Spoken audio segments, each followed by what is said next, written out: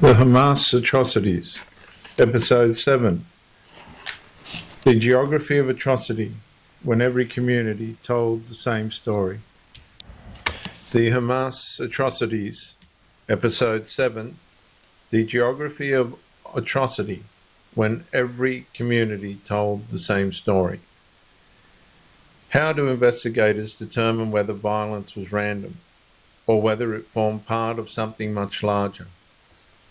They compare one community with another, one survivor with another, one crime scene with another. Then they ask whether the same behaviours appear again. The Civil Commission did not investigate October 7 as a single crime scene. It examined multiple communities, civilian locations, roads, and hostage sites.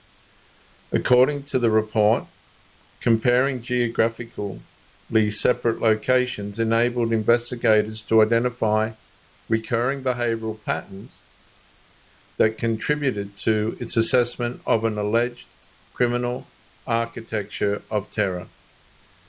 The investigation moved from place to place, from kibbutz, roads, civilian gathering places, homes, shelters, areas where hostages were taken.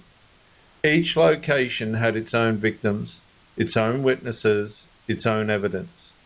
Yet investigators repeatedly encountered behaviours they concluded were strikingly similar despite the geographical separation.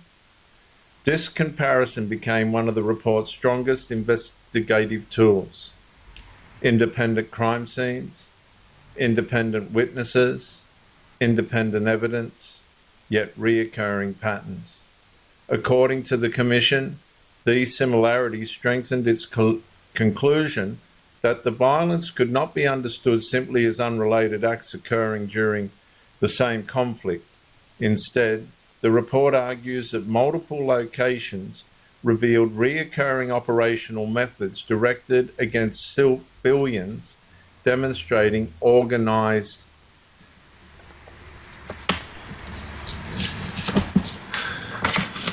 terrorist tactics. Forensic investigations often become stronger as independent evidence converges. Every additional location either weakens or reinforces earlier conclusions. In this investigation, the Commission concludes that the cumulative comparison of geographically separate sites reinforced its assessment that the documented atrocities exhibited recurring behavioural patterns requiring serious legal examination. The geography itself became evidence, not because every location was identical, but because the recurring patterns continued to emerge.